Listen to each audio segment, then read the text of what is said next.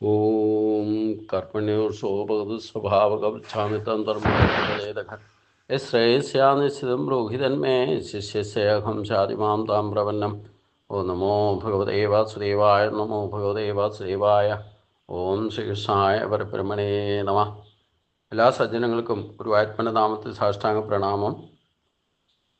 ഗീതയിൽ 7-ാമത്തെ അധ്യായം ജ്ഞാനവിജ്ഞാന യോഗമാണ്. നമ്മൾ 5 ശ്ലോകങ്ങൾ കഴിഞ്ഞ ദിവസം 1 മുതൽ 5 വരെയുള്ള ശ്ലോകങ്ങളാണ് ചിന്തിച്ചത്. ഇന്ന് 6 തൊട്ടുള്ള ശ്ലോകമാണ് നമുക്ക് ചിന്തിക്കേണ്ടത്. കഴിഞ്ഞ ശ്ലോകത്തിൽ ഭഗവാൻ പറഞ്ഞു, അപരേയം മിതസ്ത്വാന്യം പ്രകൃതി വിധിമേംബരാം ജീവഭൂതാം മഹാഭാഗോയ ഏതം ധാരതേ ജഗത്. ഹേ അർജുന, 8ആയി വിഭജിക്കപ്പെട്ടിരിക്കുന്നതായിരിക്കുന്ന ഈ പ്രകൃതി ഭഗവാന്റെ എൻ്റെ അപരാപ്രകൃതിയാകുന്നു.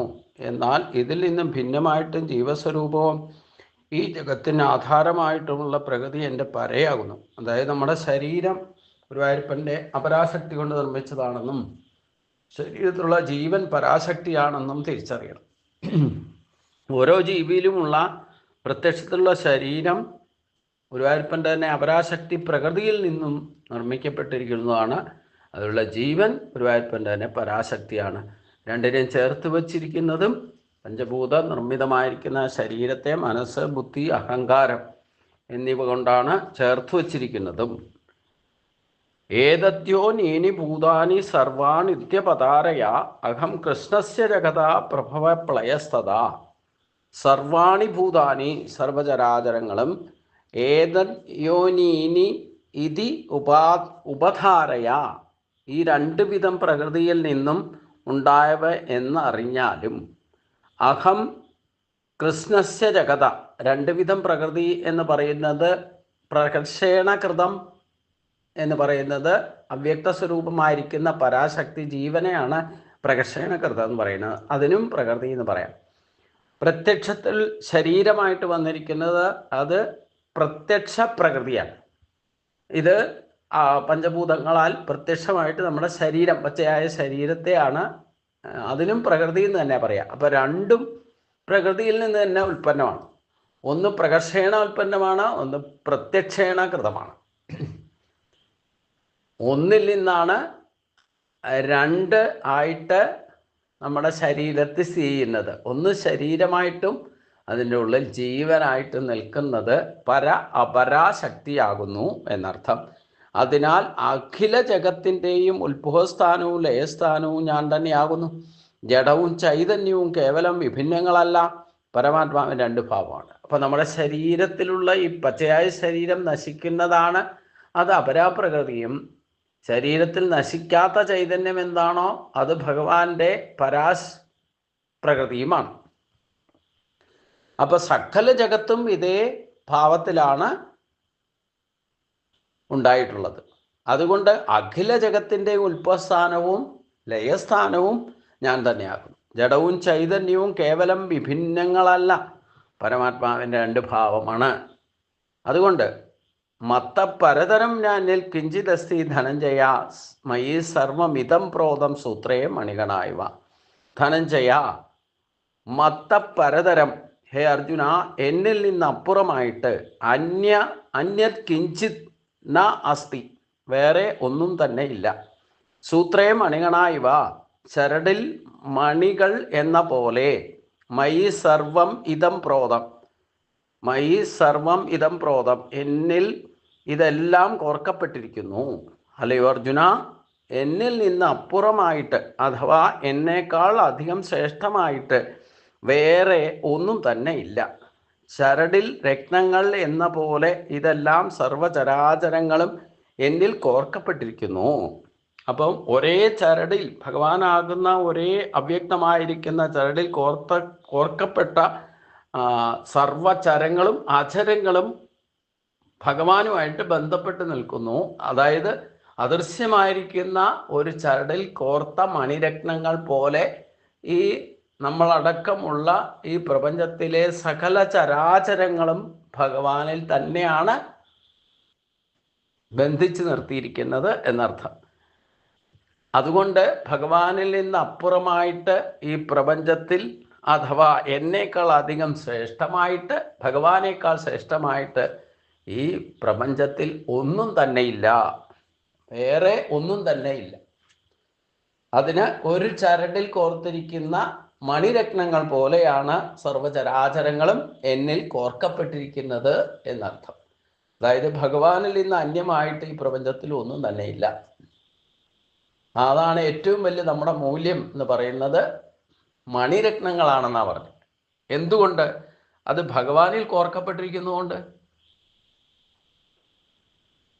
അത് ആ കോർക്കപ്പെട്ടിരിക്കുന്ന ശക്തി കൊണ്ട് തന്നെ നമ്മൾ ശരീരത്തിലൂടെ തന്നെ എങ്ങനെയൊക്കെയാണ് അതിനെ തിരിച്ചറിയുക? രസോഹം അപ്സു കൗന്ദേയ പ്രഭാസ്മി ശശിസൂര്യയോ പ്രണവ സർവവേദേഷു ശബ്ദകേ പൗരുഷം നൃഷു. ഏ കൗന്ദേയ, അല്ലയോ കുന്തിപുത്ര, അപ്സു രസ അഹം, ജലങ്ങളിൽ രസം ഞാനാകുന്നു. ശശി സൂര്യയോ പ്രഭാസ്മി, സൂര്യന്മാരിലെ പ്രഭയും ഞാനാകുന്നു. സർവ വേദേഷു പ്രണവ, എല്ലാ വേദങ്ങളിലും പ്രണവവും.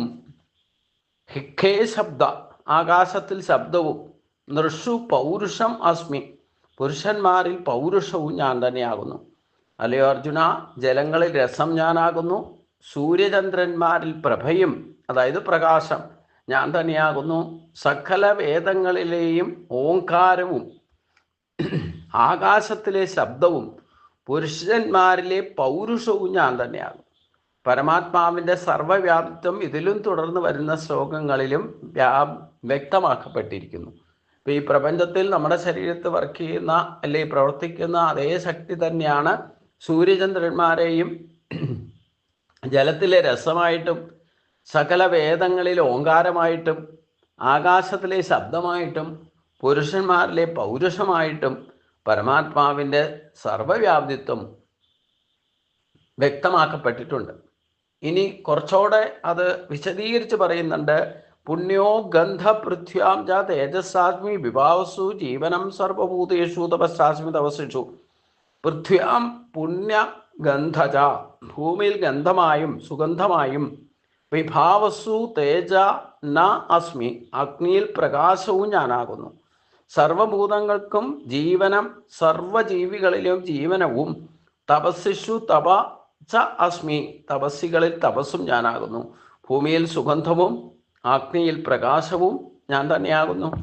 സർവജീവികളിലും ജീവനായ അന്നരസവും, തപസ്സികളിൽ തപസ്സും ഞാൻ തന്നെയാകുന്നു.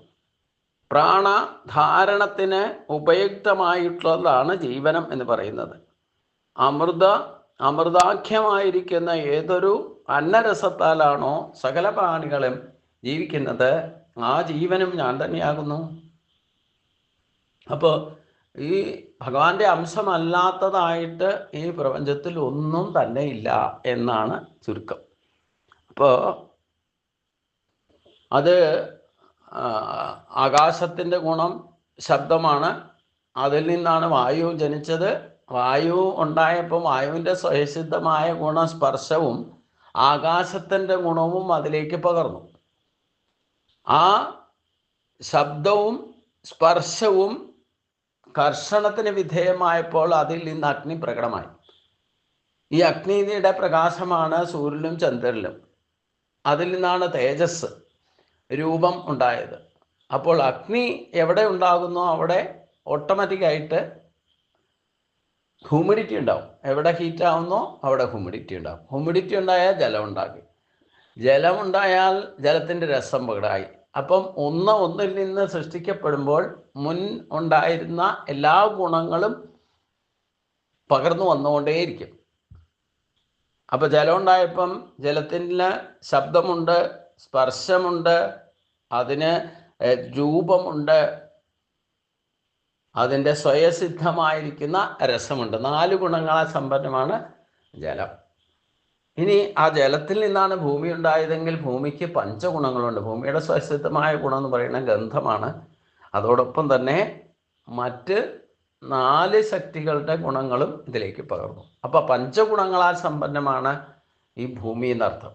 അതുകൊണ്ടാണ് ഈ ഭൂമിയിൽ നിന്ന് ജനിക്കുന്നവർക്ക് ആകാശത്തിൻ്റെയും അഗ്നിയുടെയും വായുവിൻ്റെയും ജലത്തിൻ്റെയും ഭൂമിയുടെയും എല്ലാ ഗുണങ്ങളോടും കൂടിയാണ്. അതാണ് അപരാശക്തിയായിട്ട് ശരീരമായിട്ട് മാറുന്നതെന്നർത്ഥം. അന്നമയമായ കോശം നിർമ്മിക്കപ്പെടുന്നത് ഒരു കോശം ഉണ്ടായാൽ ആ കോശത്തിൽ നിന്ന് പിന്നെയുള്ള കോശങ്ങളും ഉണ്ടാവും എന്നർത്ഥം. അങ്ങനെ കണക്റ്റഡ് ആണ്. അങ്ങനെയാണ് ശരീരം തന്നെ ഉണ്ടായതെന്നർത്ഥം. അപ്പോൾ എല്ലാത്തിനും പ്രാണാധാരണത്തിന് ഉപയുക്തമായിട്ടുള്ള ജീവൻ എന്ന് പറയുന്നത് അമൃതാഖ്യമായിരിക്കുന്ന അമൃതതുല്യമായിരിക്കുന്ന ഏതൊരു അന്നരസത്താലാണോ ഈ അന്നം ഭൂമിയിൽ നിന്നാണ് അന്നം ഉണ്ടാകുന്നത്. അതിൽ പഞ്ചരസങ്ങളുമുണ്ട്, പഞ്ചഗുണങ്ങളുമുണ്ട്. അത് ചേർന്നിട്ടാണ് അപരാശക്തിയായിട്ട് പ്രാണികളുടെ ജീവനും അല്ല ഈ ജീവൻ നിലനിൽക്കുന്ന ശരീരത്തിൻ്റെ ഉൽപ്പത്തി അതിൽ നിന്നാണ് എന്ന് നാം മനസ്സിലാക്കണം. ഇനി ആ ശരീരത്തിന് ഉൽപ്പത്തിക്ക് ജനനത്തിന് കാരണമാകുന്ന ബീജവും ഞാൻ തന്നെയാണെന്ന് പറയാണ്. ബീജം മാ സർവഭൂതാനാം ബീജം മാ സർവഭൂതാനാം വിദ്ധി പാർത്ഥ സനാതനം ബുദ്ധിമതാമസി തേജസ്സിനാഹം. ഹേ പാർത്ഥ, അർജുന, മാം സർവഭൂതാനാം, എന്നെ സർവ ചരാചരങ്ങളുടെയും സനാതനം നശിക്കാത്ത ബീജം വിദ്ധി, നിത്യമായിരിക്കുന്ന ബീജം എന്നറിഞ്ഞാലും, ബുദ്ധിമാന്മാരുടെ ബുദ്ധി, തേജസ്സിനാം തേജസ്സികളുടെ തേജസ്, അഹം അസ്മി, ഞാനാകുന്നു, അത് ഞാൻ തന്നെയാകുന്നു.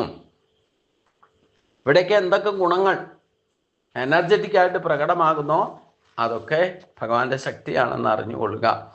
അല്ലയോ പാർത്ഥ, സർവചരാചരങ്ങളുടെയും നിത്യമായിരിക്കുന്ന ബീജം, വിത്ത്, പരമകാരണം ഞാൻ തന്നെ എന്നറിഞ്ഞാലും ബുദ്ധിമാന്മാരുടെ ബുദ്ധിയും തേജസ്സികളുടെ തേജസ്സും ഞാൻ തന്നെയാണ്. എവിടെയൊക്കെ ബുദ്ധിമാന്മാരായിട്ടുണ്ടോ ആ ബുദ്ധിമാരുടെ ബുദ്ധിയും ഭഗവാന്റെ അനുഗ്രഹം കൊണ്ട് കിട്ടിയിട്ടുള്ളതാണ്. എവിടെയൊക്കെ തേജസ് പ്രകടമാകുന്നോ, അതായത് ഭഗവാന്റെ ശക്തി എവിടെ ചൈതന്യവത്തായിട്ട് കാണുന്നോ അവിടെ ഒരു പ്രത്യേക ഒരു തേജസ് പ്രകടമാകും. ആ തേജസ്സും ഭഗവാൻ തന്നെയാകുന്നു എന്നാണ് പറയുന്നത്. ഈ 5 ശ്ലോകങ്ങളാണ് ഇന്ന് നമ്മൾ ചിന്തിക്കുന്നത്. അതൊന്ന് പാരായണം ചെയ്തുകൊണ്ട് നമുക്ക് ഇന്നത്തെ ഭാഗം ഇവിടെ സമർപ്പിക്കാം. ഏതദ്യോനീനി ഭൂതാനി സർവാണി ഇത്യപതാരയാ അഹം കൃഷ്ണസ്യ ജഗത പ്രഭവ പ്രളയസ്തത മത്ത പരതരം ഞാനിൽ കിഞ്ചിതസ്തി ധനഞ്ജയ മയി സർവമിതം പ്രോതം സൂത്രേ മണിഗണായിവ രസോഹം അമപ്സു കൗന്ദേയ പ്രഭാസ്മി ശശിസൂര്യോ പ്രണവ സർവവേദേഷു ശബ്ദഖേ പൗരുഷം നൃഷു പുണ്യോ ഗന്ധപൃഥ്വ്യാം ച തേജസ്സാസ്മി വിഭാവസു ജീവനം സർവഭൂതേഷു തപസ്സാസ്മി തപസ്സിഷു ബീജം മാ സർവഭൂതാനാം വിധി പാർത്ഥ സനാതനം ബുദ്ധിമതാമസ്മി തേജസ്സിനാമഹം. ഹരി ഓം. ഓം കായേന വാചാ മനസേന്ദ്രിയർവാ ബുദ്ധ്യാത്മനാ വാ പ്രകൃതേ സ്വഭാവ കരോമി യദ്സകലം പരസ്മൈ നാരായണായേതി സമർപ്പയാമി. ഓം പീതാംബരം കരവിലാസംഗചക്രം കൗമോദകീം സരസ്യങ്കരണാസമുദ്രം രാധാസഹായമതിസുന്ദരമന്ദഹാസം അദാലയേ സമനസം മൃതിഭാവയാമി.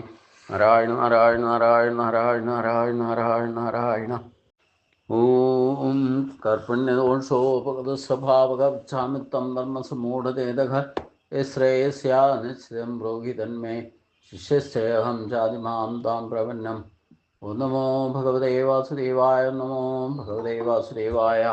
ഓം ശ്രീകൃഷ്ണായ പരബ്രഹ്മണേ നമഃ. എല്ലാ സജ്ജനങ്ങൾക്കും ഗുരുവായൂരപ്പൻ്റെ നാമത്തിൽ സാഷ്ടാംഗ പ്രണാമം.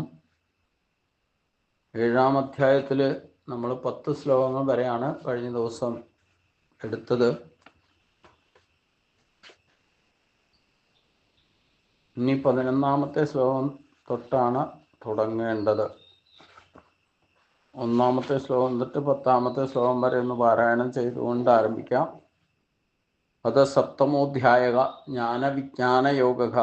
ശ്രീഭഗവാനുവാച മയ്യാസക്തമനാപാർത്ഥായോഗം യുജ്ജന്മദാശ്രയഃ അസംശയം സമഗ്രം മായതാ ജ്ഞാസ്യസി തശൃണു ജ്ഞാനം തേ അഹം സവിജ്ഞാനം ഇദം വൈഷ്യാമ്യ അശേഷതാം യജ്ഞാത്വാനേകഭൂയോ അന്യത് ജ്ഞാതവ്യം അവിശിഷ്യതേ.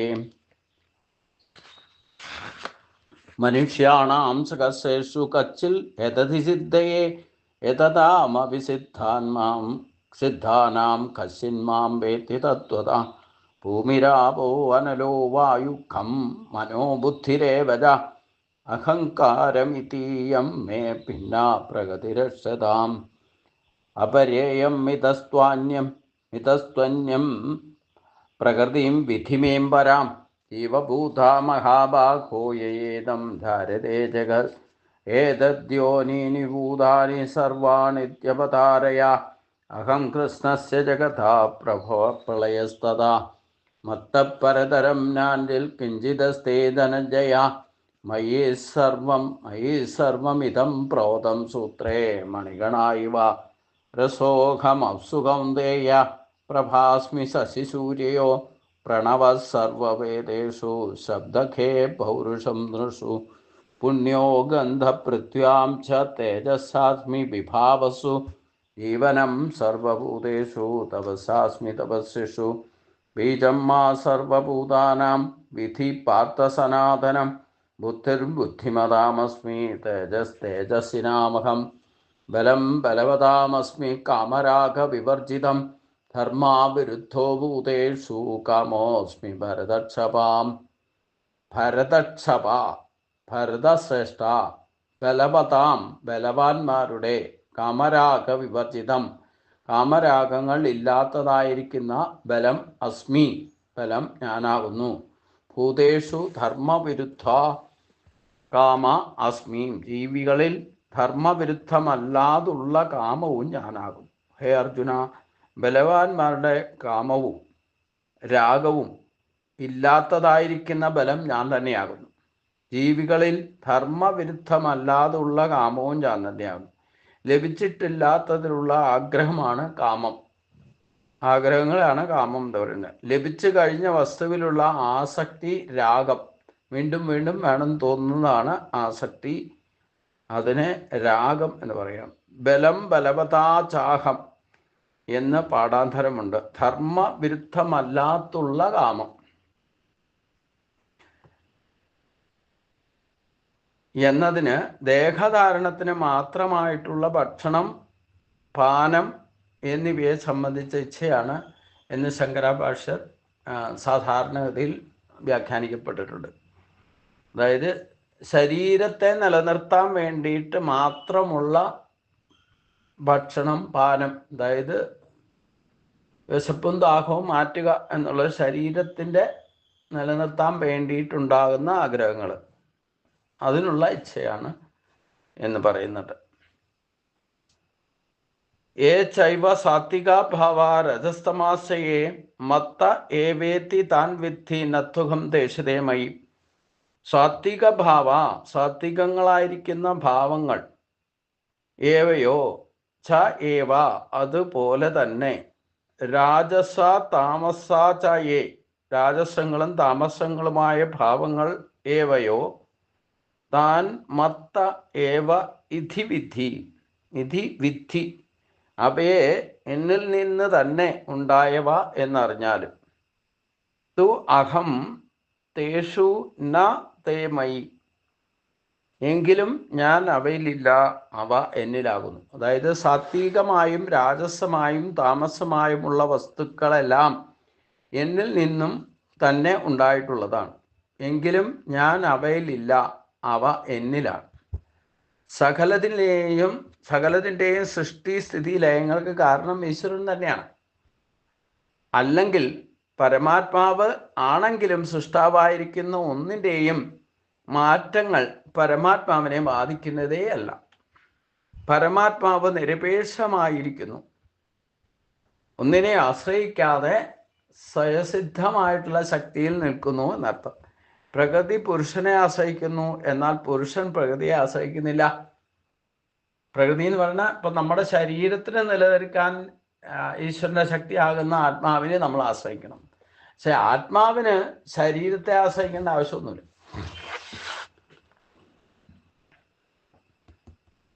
അത് ഈശ്വരൻ്റെ ശക്തി കൊണ്ട് അത് അതേപടി നിലനിൽക്കും. ശരീരം കിട്ടിയാലും ഇല്ലെങ്കിലും ഒക്കെ ആത്മാവിൻ്റെ സ്ഥിതി ഒന്ന് തന്നെയാണത്. പ്രകൃതി പുരുഷനെ ആശ്രയിക്കുന്നു, എന്നാൽ പുരുഷൻ ഒരിക്കലും പ്രകൃതിയെ ആശ്രയിക്കുന്നില്ല.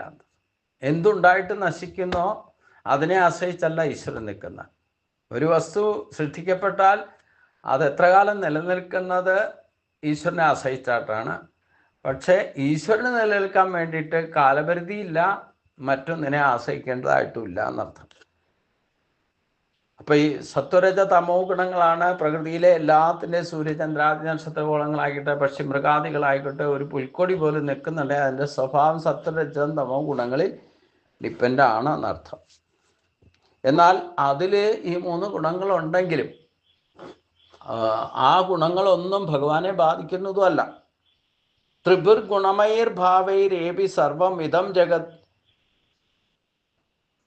മോഹിതം നാഭിജാനാതി മാമേപ്യ പരമഭയം. ഏഭി ത്രിഭി ഗുണമൈർ ഭാവൈ ഇതം സർവം ജഗത് മോഹിതം. ഈ 3 ഗുണങ്ങളായിരിക്കുന്ന ഭാവങ്ങളിൽ സത്വരഞ്ജനത്തെ അവസ്ഥയാണ് 3 ഭാവം. ഈ എല്ലാ ലോകവും മോഹിതമായിരിക്കുന്നു. അതായത് ഈ സത്വരജ തമോ ഗുണങ്ങളുടെ പ്രഭാവം കൊണ്ട് ഈ പ്രപഞ്ച വസ്തുക്കളും സകലതും മോഹവലയത്തിൽപ്പെടുന്നു എന്നാണ് അർത്ഥം. അതിൻ്റെ പിന്നിലാണ് എല്ലാ ജീവികളും മോഹിതരായിത്തീരും. ഈ ഗുണങ്ങൾക്ക് അതീതനും നാശരഹിതനുമായിരിക്കുന്ന ഈശ്വരനെ അറിയുന്നുമില്ല. നമ്മുടെ ശരീരത്തിലിരിക്കുന്ന ജീവനാണ്, അത് ശരീരത്തിലൂടെ പ്രകടമാകുമ്പോൾ സത്വരജ തമോ ഗുണങ്ങൾ പ്രകടമാകും. അത് തമ്മിൽ ചേർന്ന് നിൽക്കുകയാണെങ്കിലും വേണ്ടില്ല, സ്വഭാവത്തിൽ അതാത് ഗുണം അതാത് സമയത്ത് കാണിക്കുന്ന സ്വഭാവം ഏതാണ് കൂടി നിൽക്കുന്നത് അത് വ്യക്തിയുടെ പ്രകട സ്വഭാവമായിരിക്കും. അപ്പോൾ അതുകൊണ്ട് ഈ 3 ഗുണങ്ങളായിരിക്കുന്ന ഭാവങ്ങളാൽ എല്ലാം ലോകവും മോഹിതമായിരിക്കുന്നു. സൂര്യചന്ദ്രാദി നക്ഷത്രഗോളങ്ങളും പക്ഷിമൃഗാദികളും സസ്യലതാദികളും മനുഷ്യരടക്കം ഈ സത്വരജ തമോ ഗുണങ്ങളുടെ പ്രഭാവത്താൽ മോഹിതരാണെന്നർത്ഥം. അത് സൃഷ്ടിക്കുമ്പോൾ തന്നെയുണ്ട്. ഇവയ്ക്ക് അതീതനും നാശരഹിതമായിരിക്കുന്ന എന്നെ ആരും അറിയുന്നില്ല. അപ്പം നമ്മളെല്ലാവരെയും ഭൗതിക പ്രകൃതിയുടെ അടിമകളായിരിക്കുന്നതുകൊണ്ട് ഇതിനെല്ലാം ആധാരഭൂതമായിരിക്കുന്ന ഈശ്വരനെ ആരും അറിയുന്നില്ല എന്നർത്ഥം.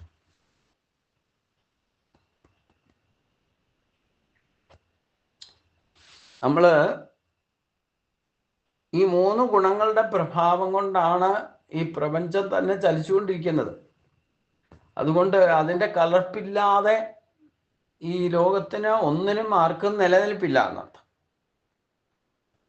അതാണ് പ്രകൃതിയുടെ സ്വഭാവം തന്നെ. അപ്പോൾ അതില്ലാതെയാക്കാൻ പറ്റുമോ? ത്രിപുർ ഗുണമൈർ ഭാവൈരേപി സർവവിധം ജഗത്. സൂര്യചന്ദ്രാദി നക്ഷത്രഗോളങ്ങളും പക്ഷി മൃഗാദികളും സസ്യലതാദികളും എല്ലാം പ്രവർത്തിക്കുന്നതും നിലനിൽക്കുന്നതും സംഹരിക്കപ്പെടുന്നതും ഒക്കെ ഈ ഗുണങ്ങളുടെ പ്രേരണയാലാണ്. എന്നാൽ അതിലൊന്നും ഞാൻ ഇരിക്കുന്നില്ല എന്ന് പറയുന്നു. അവയിലൊന്നും ഞാനില്ല. പിന്നെയോ അവ എന്നിലാണ് ഇരിക്കുന്നത്. ഭഗവാനിലെല്ലാം ഇരിക്കുമ്പോൾ പിന്നെ അതിനെ ഓരോന്നിൻ്റെ അകത്ത് ഭഗവാൻ കയറി ഇരിക്കേണ്ട ആവശ്യമില്ല. ഭഗവാന്റെ ആകാശമാകുന്ന ഈ കോട്ടയ്ക്കുള്ളിൽ വായു രൂപേണ ഭഗവാൻ ഇരിക്കുകയാണെങ്കിൽ പിന്നെ വായുവിനകത്ത് ഭഗവാൻ കയറിയിരിക്കണം. ഭഗവാന്റെ ഉള്ളിലാണ് ഇതൊക്കെ നിലനിൽക്കുന്നതെങ്കിൽ പിന്നെ വായുവിൻ്റെ അകത്ത് ഭഗവാന്റെ സാന്നിധ്യം ആവശ്യമുണ്ടോ? സൂര്യൻ ഭഗവാനാണെങ്കിൽ പിന്നെ സൂര്യനകത്ത് കയറിയിരിക്കേണ്ട ആവശ്യമുണ്ടോ? ഭഗവാൻ സൂര്യൻ തന്നെ ഭഗവാനാണ്. അതേപോലെ പ്രപഞ്ചത്തിൽ എന്തൊക്കെ നമ്മൾ തന്നെ നമ്മുടെ ഉള്ളിൽ ഭഗവാൻ ഇരിക്കുന്നുണ്ടെങ്കിൽ പിന്നെ ആ ഭഗവാന്റെ ഉള്ളിൽ വേറെ ആൾ കയറിയിരിക്കണം, വേറൊരു ഭഗവാൻ കയറിയിരിക്കേണ്ട ആവശ്യമുണ്ടോ? ഇല്ല. അപ്പം അതുകൊണ്ട് സകലത്തിൻ്റെയും സൃഷ്ടിസ്ഥിതി ലയങ്ങൾക്ക് ആദികാരണൻ ഈശ്വരൻ തന്നെയാണ്. അല്ലെങ്കിൽ ആ ഈശ്വരനെ തന്നെയാണ് പരമാത്മാവ് എന്ന് വിളിക്കുന്നത്. അങ്ങനെ ആണെങ്കിലും സൃഷ്ടമായിരിക്കുന്ന ഒന്നിൻ്റെയും മാറ്റങ്ങൾ നമ്മുടെ സ്വഭാവവും കർമ്മവാസന അനുസരിച്ച് നമ്മൾ രാവിലെ എന്ത് ചെയ്യണോ എന്ത് ചെയ്യണ്ട എന്ന് തീരുമാനിക്കുന്നതും അതൊക്കെ നമ്മുടെ വാസനാബലത്താലാണെന്നർത്ഥം. എന്ത് ചെയ്താലും അതൊന്നും പരമാത്മാവിനെ ഈശ്വരനെ ബാധിക്കുന്നതുമല്ല. പരമാത്മാവ് നിരപേക്ഷമായി തന്നെ ഒന്നിനോടും ഒട്ടുചേരലില്ലാതെ നിൽക്കുന്നു. പ്രകൃതി പുരുഷനെ ആശ്രയിക്കുന്നു, എന്നാൽ പുരുഷന് പ്രകൃതിയെ ആശ്രയിക്കേണ്ടതില്ല. നമ്മുടെ ശരീരത്തിന് ജീവനെ ആശ്രയിച്ച് വേണം നിൽക്കാൻ. പക്ഷെ ജീവന് നിൽക്കാൻ വേണ്ടിയിട്ട് ശരീരം വേണം നിർബന്ധമൊന്നുമില്ല. ശരീരത്തിനെ ആശ്രയിച്ചിട്ടല്ല നിൽക്കുന്നത്.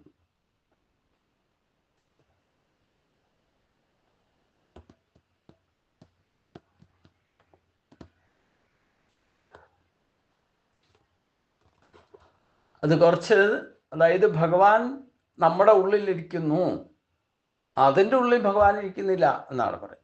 അവയിൽ എല്ലാ ജീവജാലങ്ങളിലും ഭഗവാൻ ഇരിക്കുന്നുണ്ട്, പക്ഷേ അതിൻ്റെ ഉള്ളിൽ ഭഗവാൻ കയറി ഇരിക്കേണ്ട ആവശ്യതയില്ല.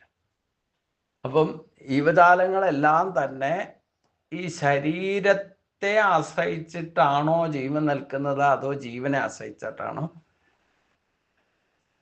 ഈ ശരീരം നിൽക്കുന്നത്?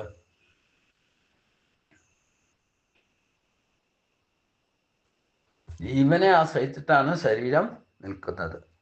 ആ ശരീരത്തെ ജീവന്റെ ഭാവമുള്ളപ്പോൾ ശരീരത്തിലൂടെ പ്രകടമാകുന്നത് എന്തായിരിക്കും? ത്രിപുർ ഗുണമയർ ഭാവൈരേബി സർവം ഇതം ജഗത് മോഹിതം നാഭിജാനാതിമാമേഭ്യം വരും. ഈ സ്വഭാവമാണ്. ഈ സ്വഭാവം എന്ന് പറയുന്നത് സത്വരജ തമോ ഗുണങ്ങളുടെ മറയാണ് നമ്മളിൽ തന്നെയുള്ള ഈശ്വരനെ നമുക്ക് കാണാൻ പറ്റാത്തത്, അറിയാൻ പറ്റാത്തത്. സത്വം രജസ് തമസ് എന്നീ ഗുണരൂപങ്ങളായിരിക്കുന്ന ഭാവങ്ങളാൽ സകല ജീവികളും മോഹിതരായിപ്പെടുന്നു. ഈ ഗുണങ്ങൾക്ക് അതീതനായിട്ടും നാശരഹിതമായിട്ട് ഇരിക്കുന്ന എന്നെ ആരും അറിയില്ല.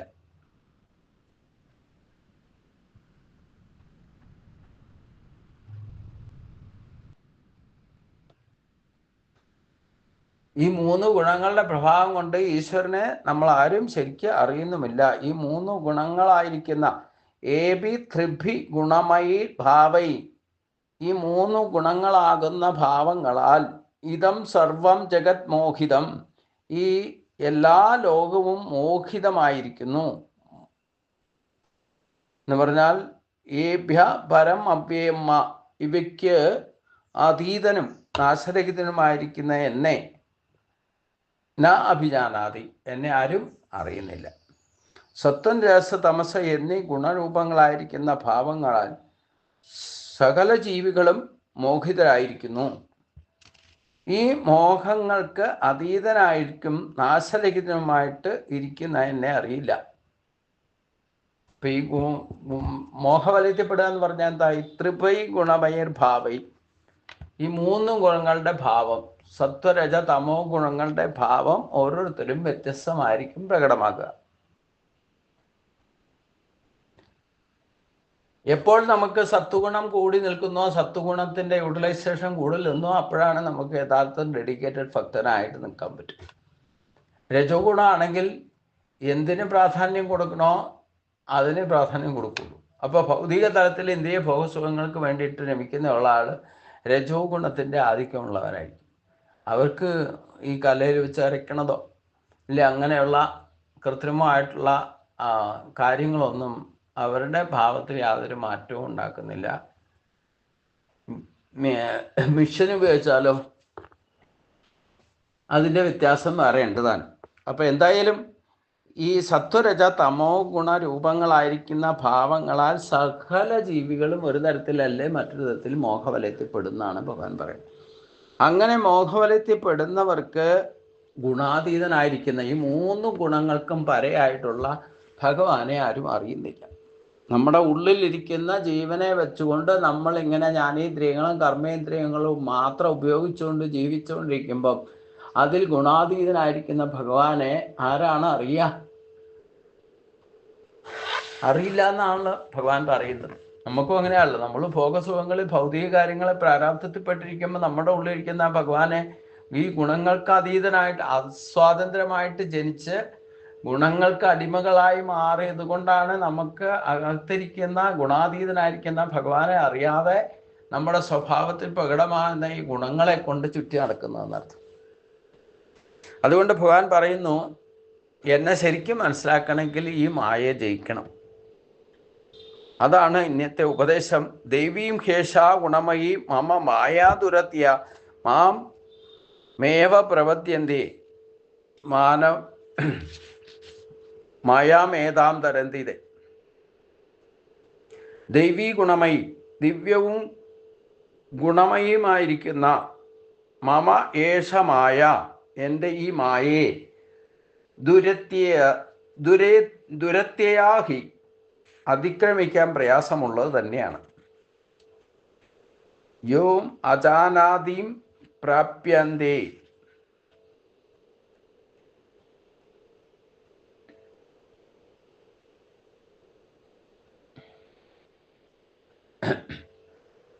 അപ്പം ഈ മായ ജയിക്കണം എന്നാണ് പറയുന്നത്. ഭഗവാനെ ശരിക്കും അറിയുന്നുണ്ടെങ്കിൽ ഈ മായ ജയിക്കണം. ഈ ഗുണങ്ങളെ, മായയെ തരണം ചെയ്യണം. ദിവ്യയും ത്രിഗുണ സ്വരൂപമായിട്ടുള്ള എൻ്റെ ഈ മായയെ അതിക്രമിക്കാൻ വളരെ പ്രയാസമാണ്. എന്നാൽ യാതൊരുവൻ എന്നെ തന്നെ ശരണം പ്രാപിക്കുന്നുവോ അവർക്ക് ഈ മായയെ തരണം ചെയ്യാൻ കഴിയും. മായയെ അതിക്രമിക്കാൻ പ്രയാസമാണെങ്കിൽ അതിനുള്ള വഴി ചൂണ്ടിക്കാട്ടിയിരിക്കുന്നു. സർവാത്മന എന്നെ തന്നെ ശരണം പ്രാപിക്കുക. നമ്മൾ ഈ കാര്യങ്ങളൊക്കെ എത്ര പ്രാവശ്യം കേട്ടാലും വേണ്ടില്ല, ഈ വിഷയങ്ങളിൽ ജ്ഞാന കർമ്മേന്ദ്രിയങ്ങളിൽ മുഴുകിപ്പോയാൽ ഈ മായയെ അതിക്രമിക്കാൻ നമുക്ക് സാധിക്കില്ല എന്നുള്ളതാണ്. അത് തന്നെ മായയാണ്. നമ്മൾ ബാക്കിയുള്ള ഭൗതിക കാര്യങ്ങളിൽ ആഗ്രഹങ്ങൾ വെച്ചിട്ട് അതനുസരിച്ച് പ്രവർത്തിക്കാൻ പോയാൽ യഥാർത്ഥത്തിൽ ഗുണാതീതനായിരിക്കുന്ന ഭഗവാനെ നമ്മൾ അറിയില്ല. അതറിയാനുള്ള അവസരം കിട്ടിയാലും സമയമില്ല എന്ന് പറയും.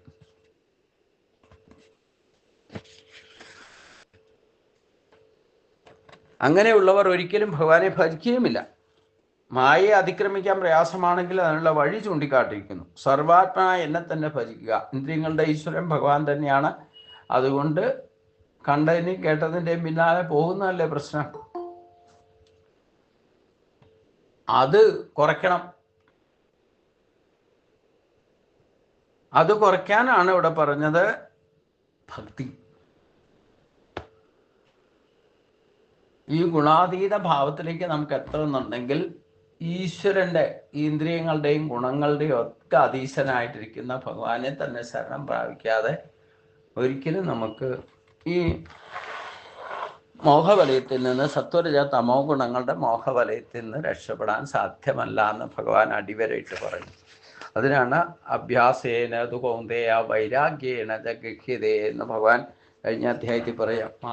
മായയെ അതിക്രമിക്കാൻ വളരെ പ്രയാസമാണ്. ദിവ്യവും സത്വരജ സമസ എന്നീ ഗുണങ്ങളാൽ സമ്പന്നവുമായിരിക്കുന്ന ത്രിഗുണസ്വരൂപമായിട്ടുള്ള എൻ്റെ ഈ മായ അതിക്രമിക്കാൻ വളരെ പ്രയാസമാണ്. എന്നാൽ യാതൊരുവൻ എന്നെ തന്നെ ശരണം പ്രാപിക്കുന്നുവോ അവൻ ഈ മായയെ തരണം ചെയ്യാൻ കഴിയും എന്നാണ് പറയുന്നത്. അപ്പൊ ത്രിഗുണസ്വരൂപമായിട്ടുള്ള എൻ്റെ മായയെ അതിക്രമിക്കാൻ വളരെ പ്രയാസമാണ്. നമ്മളെന്താണോ ആർജിക്കാൻ ശ്രമിക്കുന്നത് ആ ഈശ്വര പ്രാപ്തിക്ക് ഗുണാതീതനായി നിൽക്കുന്ന ഈശ്വരന്റെ ഭാവത്തിലേക്ക് എത്തണമെങ്കിൽ നമ്മൾ ഗുണാതീതനായി തീരണം എന്നർത്ഥം. പക്ഷെ അത് ആ ഒരു സ്ഥിതിയിലേക്ക് എത്തല് എളുപ്പം നടക്കുന്ന കാര്യമല്ല.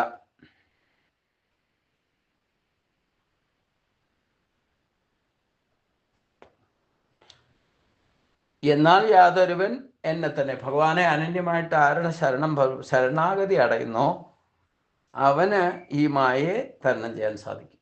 ബാക്കി എന്തൊക്കെ ഗുണദോഷങ്ങളൊക്കെ തിരിച്ചറിഞ്ഞുകൊണ്ട് അർജുനൻ ചർച്ച ചെയ്തിട്ടും അവസാനം ഭഗവാനെ 100% ശരണം പ്രാപിക്കുന്ന അവസ്ഥ നമുക്ക് കാണാം. അത് ഈ 3 തരത്തിൽ 4 പടികളാണ് ഇവിടെ പറയുന്നത്. എന്നെ ഭജിക്കുന്നവരാരൊക്കെയാന്ന്. അതിൽ 3 പടിയിലുള്ളതിനെ പറ്റി ചർച്ച തന്നെ ചെയ്യുന്നില്ല. ഒറ്റ ആളുകൾക്ക് പ്രാധാന്യമുള്ളൂ. ആര് ചെയ്തുകൊണ്ടിരിക്കുന്നോ അവർക്ക് മായ ജയിക്കാൻ സാധിക്കും. അപ്പോൾ ഭഗവാനെ അന്യമായിട്ട് ശരണം ഭാവിക്കുന്നവർക്ക് അങ്ങോട്ട് ശരണം കിട്ടും എന്ന് പറയാം. ഇനി ഈ മായ ജയിക്കാൻ എന്താ മാർഗം? മായ ജയിക്കാൻ നമുക്ക് അതിക്രമിക്കാനുള്ള എളുപ്പമാർഗമാണ് സാധാരണ ഭക്തി. അതിനാണ് ശരിക്കും ഈ ക്ഷേത്രദർശനവും നാമസങ്കീർത്തനവും സത്സംഗവും ഒക്കെ നടക്കണേ. അപ്പം യഥാർത്ഥ ഭക്തിയിലേക്ക് എത്തണം. ഇത് തന്നെ ഭക്തി ഇല്ലാത്തവർ, മായ ജയിക്കാൻ സാധിക്കാത്തവർ ഒരിക്കലും അവർക്ക് ഭക്തിയുടെ റൂട്ടേ തെളിയില്ല. ഈശ്വരവിശ്വാസി ആയിരിക്കില്ല.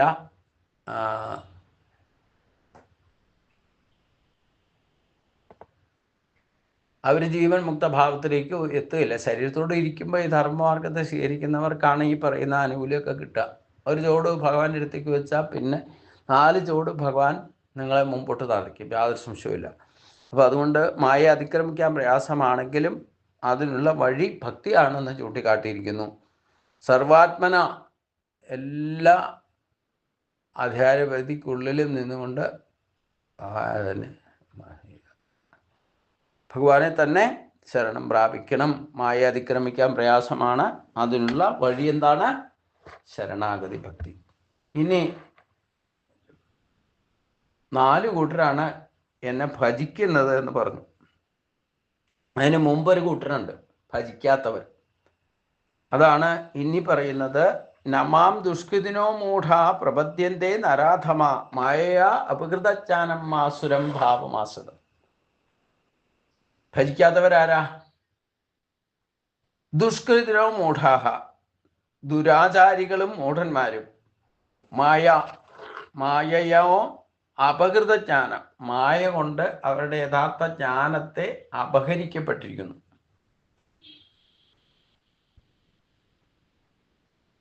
അഥവാ അത്തരത്തിൽ ആസുരി വൃത്തികളോട് കൂടിയവരായിരിക്കും.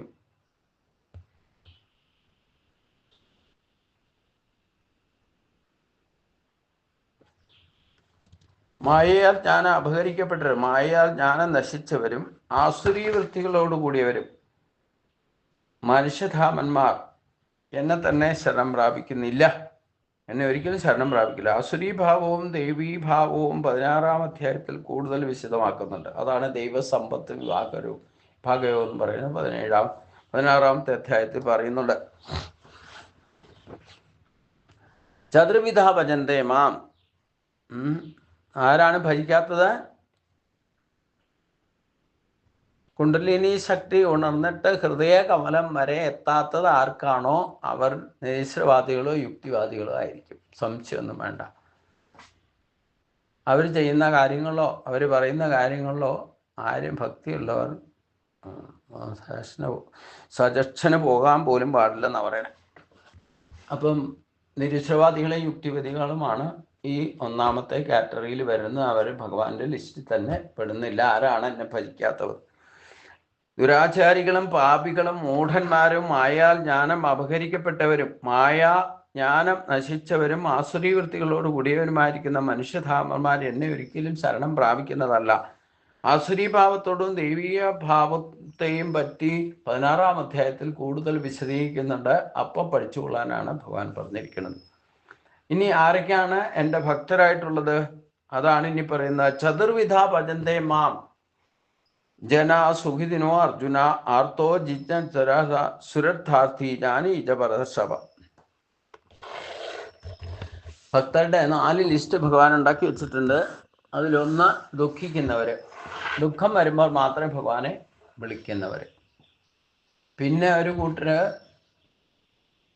ദുഃഖം മാറിക്കഴിഞ്ഞാൽ പിന്നെ ഇഷ്ടഭോഗങ്ങളൊക്കെ ചോദിക്കും.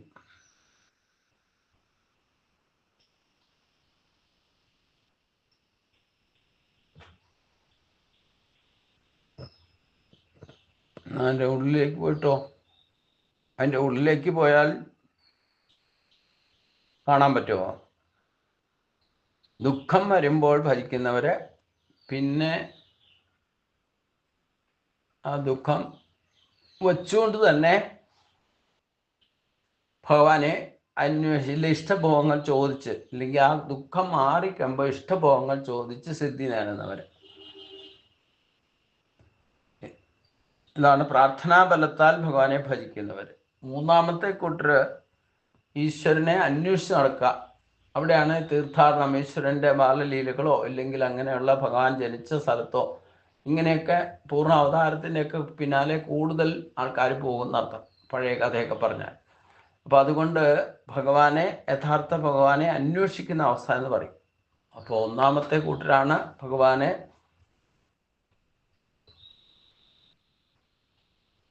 അവനവന് ശല്യം ഉണ്ടാക്കാതെ, അതായത് മുറ്റത്തോ അല്ലെങ്കിൽ അങ്ങനെയുള്ള സ്ഥലത്തൊന്നും ഇല്ലാതെ ദുഃഖം എവിടെയെങ്കിലും മാറ്റി വച്ചുകൊണ്ട്, ഇല്ലെങ്കിൽ ഈശ്വരനെ എവിടെയെന്ന് അന്വേഷിച്ച് നടക്കുക.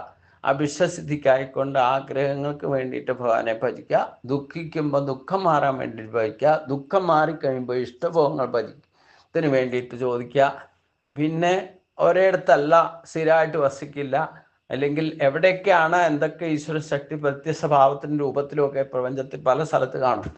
അപ്പം അതിൽ നിന്ന് ഇന്ന ആഗ്രഹം ഇന്ന സ്ഥലത്ത് പോയാൽ നടക്കും എന്ന് പറയുമ്പോൾ ഈ ആഗ്രഹങ്ങൾക്ക് പിന്നാലെ ദൈവത്തെയും തേടി നടക്കുന്നർത്ഥം. അപ്പോൾ ഒന്നാമത്തെ കൂട്ടർ ദുഃഖം വരുമ്പോൾ ഭഗവാനെ ഭജിക്കുന്നവര്, രണ്ടാമത്തെ കൂട്ടർ ഭഗവാനെ അറിഞ്ഞുകൊണ്ട് അനുഭവിച്ചറിയുന്നവർ എന്ന് പറഞ്ഞാൽ അവിശ്വസിദ്ധിക്കായിക്കൊണ്ടില്ലേ പ്രാർത്ഥനാ ബലത്താൽ കാര്യങ്ങൾ നടത്തുന്നവർ. ആത്മാർത്ഥമായിട്ട് നിങ്ങൾ വഴിപാട് കഴിക്കുന്ന വിധത്തിൽ ഭഗവാനെ പ്രാർത്ഥിച്ചുകൊണ്ട് എന്തെങ്കിലും സമർപ്പിച്ചാൽ, ഇല്ലെങ്കിൽ ഇന്നത് സമർപ്പിച്ചേക്കാം എന്ന് പറഞ്ഞിട്ട് എൻ്റെ ഇന്ന കാര്യം നടന്നാൽ അങ്ങനെയൊക്കെ ഓഫറൊക്കെ കൊടുത്തിട്ടൊക്കെ നമ്മൾ ചിലപ്പോൾ ഭജിക്കുന്നത്. അപ്പം അത് ആണ് ഒന്നാമത്തെ കൂട്ടർ ദുഃഖം വരുന്നവർ, രണ്ടാമത്തേവർ അവിശ്വസിദ്ധിക്കാണ്ട് ഇഷ്ടഭോഗങ്ങളെ നേടാൻ വേണ്ടിയിട്ട് ഭഗവാനെ ഭജിക്കുന്നവർ, മൂന്നാമത്തെ കൂട്ടർ തീർത്ഥാടനം, ഭഗവാൻ എവിടെയാണ് ഇരിക്കുന്ന യഥാർത്ഥ ശക്തി എവിടെയാണെന്ന് അന്വേഷിച്ച് നടക്കുക. നാലാമത്തെ കൂട്ടരാണ് ആത്മജ്ഞാനികൾ. ഈ നാല് കൂട്ടരും ഉത്കൃഷ്ടരാണെന്ന് ഭഗവാൻ പറയുന്നത്. ദുരാചാരികളായിരിക്കുന്ന പാപകളും മൂഢന്മാരും മായാൽ ജ്ഞാനം അപഹരിക്കപ്പെട്ടവരും ഒരു കാരണവശാലും ആസുരി വൃത്തിയുടെ സ്വഭാവമുള്ളവർ ഒരിക്കലും എന്നെ ഭജിക്കുന്നതല്ല, അവരെന്നെ ശരണവും പ്രാപിക്കുകയില്ല. പിന്നെ 16ാമത്തെ ശ്ലോകത്തിൽ ചതുർവിധ ഭജന്തേ മാം ജനാ സുഖിതിനോ അർജുനാർത്ഥോ ജിജ്ഞാതി ജ്ഞാനജിത പ്രദർശവ. ഇത് നമ്മൾ ചിന്തിച്ചതാണ്. 4 കൂട്ടര് ഉണ്ട് ഭക്തിയിൽ. ഒരു കൂട്ടര് ദുഃഖം വരുമ്പോൾ ഭഗവാനെ ഭജിക്കുന്നവർ, രണ്ടാമത്തെ ദുഃഖം മാറിക്കഴിയുമ്പോൾ ഇഷ്ടഭോഗങ്ങൾക്ക് വേണ്ടി ഭജിക്കുന്നവർ, മൂന്നാമത്തെ യഥാർത്ഥ ഈശ്വരശക്തി എവിടെയാണെന്ന് പല സ്ഥലത്തോടെ അന്വേഷിച്ച് നടക്കുന്നവർ, നാലാമത്തെ കൂട്ടര് ആത്മജ്ഞാനികളാണ്. ഇതിൽ ഏത് ലിസ്റ്റിലാണ് നമ്മുടെ പേര് എന്നൊന്ന് ആലോചിച്ച് നോക്കുന്നത് നല്ലതാണ്. അതുകൊണ്ട് ദുഃഖിതർ, പരമാർത്ഥ തത്വം അറിയാൻ ആഗ്രഹിക്കുന്നവർ, അഥവാ ധനത്തെ കാമ്യവസ്തുക്കളെ ഇച്ഛിക്കുന്നവർക്ക് ആത്മജ്ഞാനികൾ, ഇങ്ങനെ 3 കൂട്ടരല്ല 4 കൂട്ടരും കേമന്മാരാണെന്നാണ് ഭഗവാൻ പറയുന്നത്. 4 തരക്കാരായ പുണ്യാത്മാക്കൾ എന്നെ ഭജിക്കുന്നവരുണ്ട്. തേഷാം സതതയുക്താനാം തേഷാം ജ്ഞാനി നിത്യയുക്ത ഏകർ ഭക്തി വിശിഷ്ടതയെ വിയോഗി ജ്ഞാനിനോ തത്വം അഹം സജമപ്രിയ. ഭഗവാൻ ഇവിടെ പറയുന്ന 4 കൂട്ടർ ഉത്കൃഷ്ട തന്നെയാണ്. ഇതിൽ ആത്മജ്ഞാനികളെ എനിക്ക് ഏറ്റവും പ്രിയമാണെന്ന് പറഞ്ഞു. കാരണം എന്താ? ആത്മജ്ഞാനികൾ ഈ ഗുണദോഷങ്ങളെ കൃത്യമായിട്ട് തിരിച്ചറിഞ്ഞിട്ടായിരിക്കും, ആത്മബോധത്തോടെ ആയിരിക്കും അവരോരോ ചുവടും വയ്ക്കുക എന്നർത്ഥം. ആദ്യം തന്നെ നമ്മൾ മനസ്സിലാക്കേണ്ട, ഭഗവാൻ നമ്മുടെയൊക്കെ ഉള്ളിലിരിക്കുന്നുണ്ട്, തേടി നടക്കേണ്ട ആവശ്യമൊന്നുമില്ല. ഭഗവാൻ നമ്മളുടെ കയ്യിൽ തന്നെ ഉണ്ടെന്ന് അറിഞ്ഞു എന്നുണ്ടെങ്കിൽ പിന്നെ ഭഗവാനെ തേടേണ്ട ഒരു കാറ്റഗറിയിലേ നമ്മൾ പെടില്ല. പിന്നെ ഭഗവാനെ അന്വേഷിച്ച് നടക്കാമെന്ന് പറയുമല്ലോ, ആ ഒരു ഇതിൽ വരില്ല.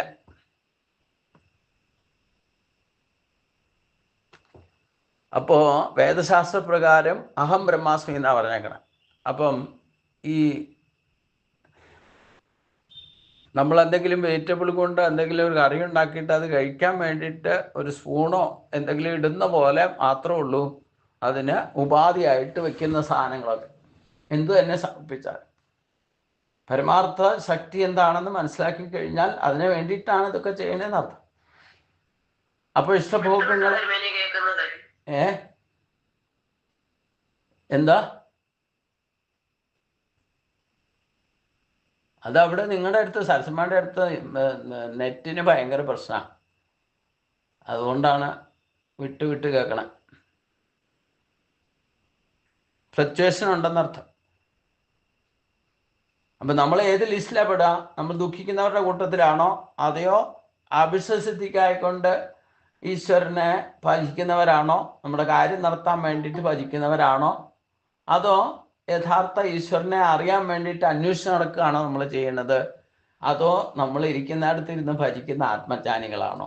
ഈ 4 കൂട്ടരും ഉത്കൃഷ്ടരാണ് എന്നത് സംശയമൊന്നുമില്ല. കാരണം ഒന്നും ചെയ്യാതിരിക്കുന്നതിൽ നല്ലതാണ് എന്തെങ്കിലും ഒന്ന് ചെയ്യുന്നത്. അപ്പോൾ ഭക്തരുടെ ലിസ്റ്റ് ഭഗവാൻ 4 ലിസ്റ്റ് ഉണ്ടാക്കി വെച്ചിട്ടുണ്ട്. അതിൽ ഒരു ലിസ്റ്റിലെങ്കിലും പേര് വന്നാൽ അവൻ ഭക്തന്റെ കാറ്റഗറിയിൽ പെട്ടു എന്നർത്ഥം. പിന്നെ ഒരിക്കലും അവൻ നശിക്കില്ല. ശുഭകാര്യം അല്പമാത്രമാണ് ചെയ്താൽ അവൻ ഒരിക്കലും നശിക്കില്ല എന്ന് പറഞ്ഞിട്ടുണ്ട്. അപ്പോൾ അതുകൊണ്ട് ഇനി നമ്മൾ ഏത് ലിസ്റ്റിലാണ് പേര് ദുഃഖം വരുമ്പോഴേ ഭഗവാനെ ഭജിക്കാറുള്ളൂ? നമുക്ക് തന്നെ കണ്ടുപിടിക്കാം നമ്മൾ ഏത് കാറ്റഗറിയിലാണ് പെടുക എന്നുള്ളത്. നമ്മൾ ദുഃഖം വരുമ്പോൾ മാത്രമേ, ആവശ്യമുള്ളപ്പോൾ മാത്രമേ ഭഗവാനെ ഭജിക്കാറുള്ളൂ അല്ലയോ എന്ന് ആലോചിക്കാം. രണ്ടാമത്തത്, നമ്മുടെ കാര്യം നടത്താൻ വേണ്ടിയിട്ട് ഭജിക്കുക.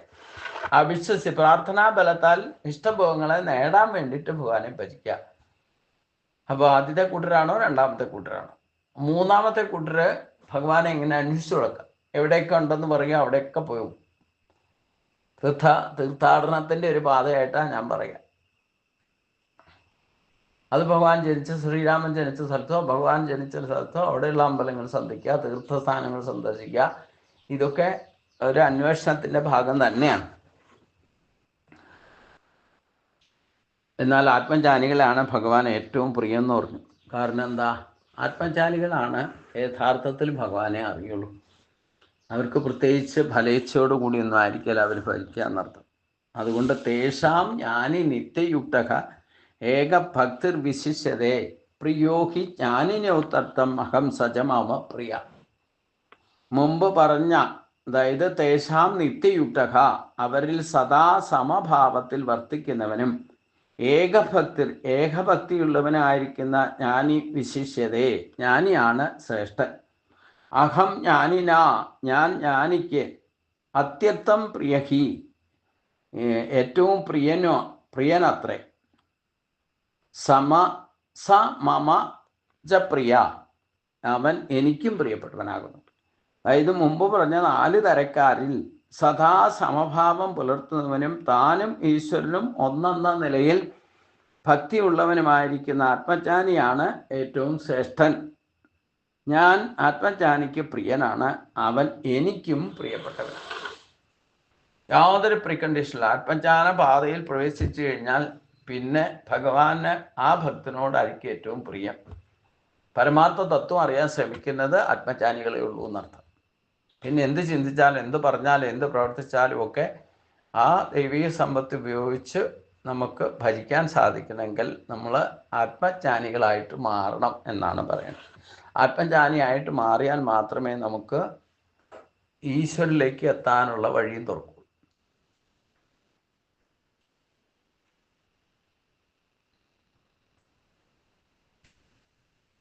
ഭജിക്കാത്തവരാരാന്ന് പറഞ്ഞു? ഭജിക്കുന്നവർ 4 കൂട്ടർ പറഞ്ഞു. 4 കൂട്ടരിൽ ഏത് ലിസ്റ്റിലാണ് നമ്മുടെ പേരെന്ന് നോക്കുക.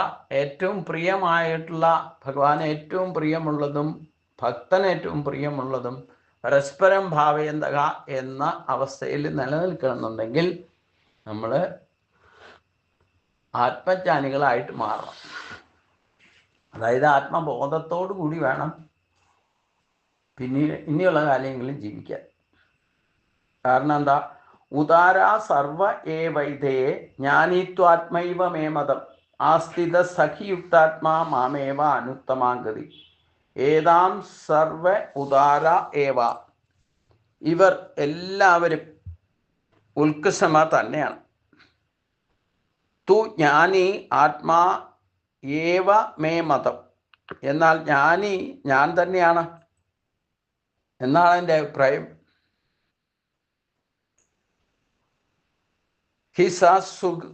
യുക്താത്മ എന്തെന്നാൽ അവൻ എന്നിൽ മനസ്സുറപ്പിച്ചവനും അനുത്തമാഗതി പരമഗതിയായിട്ട് മാം ഏവ ആസിത എന്നെ തന്നെ ആശ്രയിച്ചവനുമാകുന്നു. എന്നെ ഭജിക്കുന്ന 4 തരക്കാരും ഉത്കൃഷ്ടർ തന്നെയാണ്, എന്തായാലും സംശയമൊന്നുമില്ല. എന്നാൽ ജ്ഞാനി കൂടുതൽ ഉത്കൃഷ്ടനാണ്. കാരണം അവൻ ഞാൻ തന്നെയാണ്, അവൻ ഞാൻ തന്നെയാണ്, ഞാൻ അവൻ തന്നെയാണ്. എന്തെന്നാൽ അവൻ എന്നിൽ മനസ്സുറപ്പിച്ചവനും പരമഗതിയെ ആയിട്ട് എന്നെ തന്നെ ആഗ്രഹിച്ചവനുമാകുന്നു. ആർത്ഥൻ ദുഃഖശമനത്തെ ഉദ്ദേശിച്ചും ജിജ്ഞാസു ജ്ഞാനലത്തെ ഉദ്ദേശിച്ചും അർത്ഥാർത്ഥി അർത്ഥഭോഗങ്ങളെ ഉദ്ദേശിച്ചും ആണ് ഭജിക്കുക.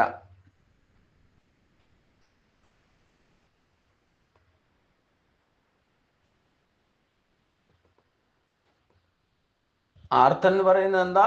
ദുഃഖിക്കുന്നവർ. ജിജ്ഞാസു ഭഗവാനെ അറിയാൻ ആഗ്രഹമുള്ളവർ.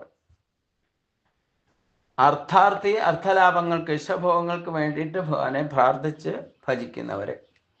ജ്ഞാനി ഈശ്വരനിൽ നിന്ന് അന്യമായിട്ട് ഒരു ഫലത്തെയും ചോദിക്കാറില്ല, വാങ്ങാറില്ല.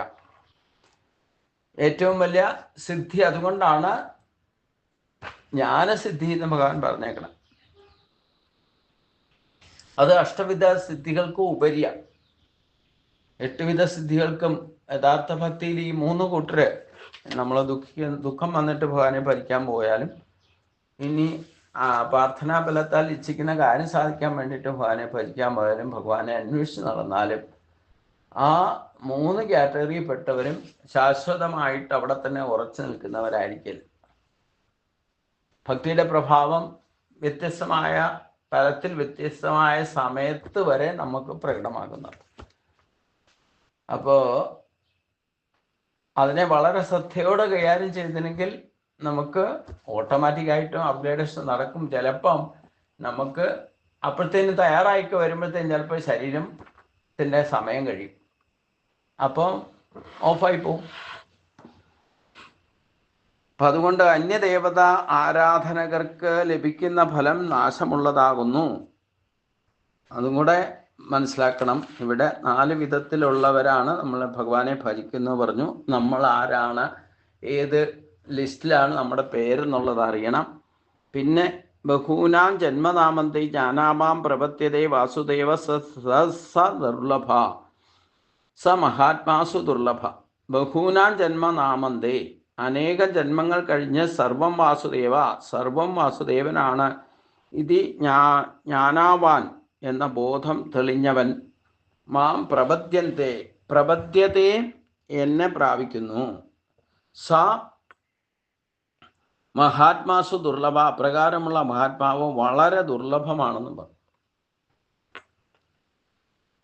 അപ്പം അനേക ജന്മങ്ങൾക്ക് ശേഷമായിരിക്കും ചിലപ്പം ഈ 4 കൂട്ടരിൽ ഒരാളെങ്കിലും ആകാം. പിന്നെ അതിൽ ആത്മജ്ഞാനികളായിട്ട് മാറണമെങ്കിൽ വീണ്ടും കടമകൾ കടക്കണം. ഈ 3 പടിയും കൂടെ കടക്കണം. അതാണ് ആധ്യാത്മിക ദുഃഖം, താപത്രയങ്ങളും ബന്ധനത്രയങ്ങളും പ്രാരാബ്ധത്തിൽപ്പെട്ട് കഴിഞ്ഞാൽ പിന്നെ ഈ പറയുന്ന നമുക്ക് അപ്ഗ്രേഡേഷൻ കിട്ടില്ല ഭക്തിയിലും. കാരണം നമ്മൾ ഭക്തി വരെ ചെയ്യുന്നത് ഈ പ്രാരാബ്ധം കാരണമാകും. ഇനി ഇങ്ങനെ ബഹൂനാൻ ജന്മനാമന്തേ ജ്ഞാനാവാൻ മാം പ്രപത്യതേ വാസുദേവ സർവമിതിസ മഹാത്മാസു ദുർലഭ. ബഹൂനാൻ ജന്മനാമത്തെ, അനേക ജന്മങ്ങൾ കഴിഞ്ഞ് സർവം വാസുദേവ, സർവം വാസുദേവനാണ്. ഇതി ജ്ഞാനാവാൻ എന്ന ബോധം തെളിഞ്ഞവൻ. മാം പ്രപത്യതേ എന്നെ പ്രാപിക്കുന്നു. സ മഹാത്മാസു ദുർലഭ, അപ്രകാരമുള്ള മഹാത്മാവ് വളരെ ദുർലഭമാണ്. അനേകം ജന്മങ്ങൾക്ക് ശേഷമാണ് ഒരാൾ ബ്രഹ്മജ്ഞാനിയായിട്ട് ഭവിക്കുന്നത്. അങ്ങനെ സർവവും വാസുദേവനാണ് എന്ന ബോധം തെളിഞ്ഞ ജ്ഞാനി എന്നെ പ്രാപിക്കുക തന്നെ ചെയ്യും, സംശയം വേണ്ട. എന്നാൽ അപ്രകാരമുള്ള മഹാത്മാക്കൾ വളരെ ചുരുക്കവുമാണ്. ആത്മജ്ഞാനികളായിട്ട് മാറുന്നത് വളരെ ചുരുക്കമാണെന്നർത്ഥം, പ്രത്യേകിച്ചും കലിയുഗത്തിൽ.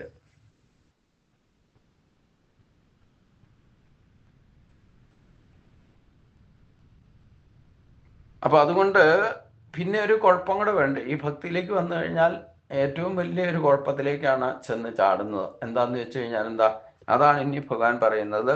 കാമൈസ്തൈസൈർഗിതജ്ഞാന പ്രപദ്യന്തി അന്യദേവത തം തം നിയമവാസ്ഥായ പ്രകൃത്യ നിയത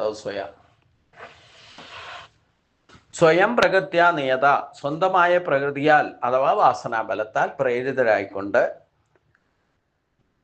തൈ കാമൈ ഹൃതജ്ഞാന, അതായത് കാമനകളിൽ അപഹരിക്കപ്പെട്ട ജ്ഞാനത്തോടു കൂടിയവരായിട്ട് അതാത് നിയമത്തെ ആശ്രയിച്ച് അന്യദേവത പ്രപത്യന്തേ, അന്യദേവതകളെ ഭജിക്കും. അവരവരുടെ കർമ്മവാസനാബലത്താൽ പ്രേരിതരായിക്കൊണ്ട് ജ്ഞാനം നഷ്ടപ്പെട്ടവർ, യഥാർത്ഥ ജ്ഞാനം നഷ്ടപ്പെട്ടവർ അതാത് ദേവത ഉപാസനയ്ക്കുള്ള രീതിയെ ആശ്രയിച്ച് അന്യദേവതകളെ ഭജിക്കും. നമുക്ക് ഒറ്റയ്ക്ക് ഒന്ന് ശ്രദ്ധിച്ചാൽ തിരിച്ചറിയാൻ സാധിക്കും. നമ്മുടെ കർമ്മവാസനയും ജന്മവാസനയൊക്കെ അനുസരിച്ചുകൊണ്ടായിരുന്നു നമ്മളൊരു ദൈവത്തോട് പോലും ഇഷ്ടപ്പെടുന്നത്. 33 കോടി ദേവതാ സങ്കല്പമുണ്ട്. ഇതിൽ നമുക്ക് ഓരോരുത്തർക്കും ഇവിടെ ഇപ്പോൾ എത്ര പേരുണ്ട്? 13 പേര് ഞാനടക്കം ഉണ്ട്. 13 പേർക്കും ഇഷ്ടാനിഷ്ടങ്ങൾ വ്യത്യസ്തമായിരിക്കും. ആ വ്യത്യസ്തമായ സ്വഭാവം എവിടുന്നാ കിട്ടിയത്? സത്വരജ തമോ ഗുണങ്ങളുടെ പ്രഭാവം. അപ്പോൾ ഓരോരുത്തരുടെ ജന്മവാസനയും കർമ്മവാസനയും എന്താണോ അതനുസരിച്ചുള്ള ദേവതാ സങ്കല്പത്തിലേക്ക് അവർക്ക് പോകാൻ കഴിയും. എത്രയൊക്കെ ന്യായം പറഞ്ഞാലും എന്തൊക്കെ ശാസ്ത്രം പഠിച്ചാലും വേണ്ടില്ല, അവർ എപ്പോഴും അത്തരത്തിലേ പോകും. അതുകൊണ്ടാണ് സ്വാതന്ത്ര്യം നൽകിക്കൊണ്ട് പരശുരാമൻ പറഞ്ഞിരിക്കുന്നത് കേരളത്തിലുള്ളവരോട് ഇഷ്ടദേവതയെ ഉപാസിക്കുക, പരദേവതയെ ഭജിക്കുക, സർപ്പങ്ങളെ ആരാധിക്കുക. ഈ 3 മാർഗം ഏതെങ്കിലും ഒന്നെങ്കിലും ചെയ്യണ്ടേ?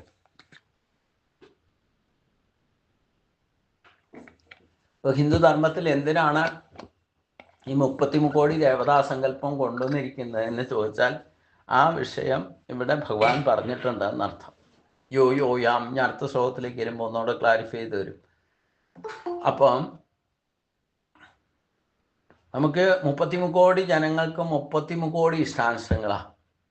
എല്ലാ കാര്യത്തിലും ഇഷ്ടാനിഷ്ടങ്ങളാണ്. അതുപോലെ ഈശ്വര ഭജനം, ഭക്തി ഉണ്ടായാൽ, ഭക്തി തുടങ്ങുന്നുണ്ടെങ്കിൽ അവരവർക്ക് ഇഷ്ടമുള്ള ദേവതയെ ഉപാസിക്കാം. ഉപാസിക്കുക എന്ന് പറഞ്ഞാൽ അടുത്തിരിക്കുക. ഇഷ്ടമുള്ള ദേവത ഇഷ്ടമുള്ളവരുടെ അടുത്തല്ലേ നമ്മൾ ഭൗതികമായി ചിന്തിച്ചാൽ പോലും പോയിരിക്കൂ. ഇഷ്ടമുള്ളവരല്ലേ നമ്മുടെ അടുത്ത് വന്നിരിക്കൂ. ഇഷ്ടമുള്ളവരല്ലേ നമ്മൾ തേടി പോകൂ. ഇഷ്ടമുള്ളവരല്ലേ നമ്മളെ തേടി വരുള്ളൂ. അപ്പം ഈശ്വരനുമായിട്ട് ഒരു പാരമ്പര്യമായിട്ട് ഭജിച്ചുകൊണ്ടിരിക്കുന്ന ദേവതയാണ് പരദേവത എന്ന് പറയുന്നത്. ഇപ്പം നമുക്ക് ഇഷ്ടമുള്ള ദേവത ആയിരിക്കണം എന്നില്ല പരദേവത. പരദേവത കുടുംബത്തിൽ പാരമ്പര്യമായിട്ട് ഏതെങ്കിലും അമ്പലത്തീശ്വരായിട്ട് പോവുകയും ഇല്ലെങ്കിൽ ആ ക്ഷേത്രമായിട്ട് ബന്ധപ്പെട്ട് ഇല്ലെങ്കിൽ അങ്ങനെ ഒരു ആരാധനയായിട്ട് ബന്ധപ്പെട്ട് ആരുണ്ടെങ്കിലും വേണ്ടില്ല, അവിടെ ഇഷ്ടദേവത തന്നെ ഒരു ദിവസം ഒരു പക്ഷേ പരദേവതയായിട്ടും വരാം. എന്നാ പരദേവത ഇഷ്ടദേവത ആയിക്കൊള്ളണമെന്നില്ല. പാരമ്പര്യമായിട്ട് കുടുംബത്തിൽ ഭരിച്ചുകൊണ്ടിരിക്കുന്ന ദേവനാണ് പരദേവത എന്ന് പറയുന്നത്. ഇഷ്ടദേവത എന്ന് പറഞ്ഞാൽ അവരവർക്ക് ഇഷ്ടമുള്ള ദേവത. അതെങ്ങനെയാ? അവരവരുടെ കർമ്മവാസനയും ജന്മവാസനയും അനുസരിച്ചുകൊണ്ടായിരിക്കും അതിൻ്റെ ഒരു ഭാഗമായിട്ട് ഇഷ്ടദേവതയും നമുക്ക് പ്രകടമാകുന്നത്.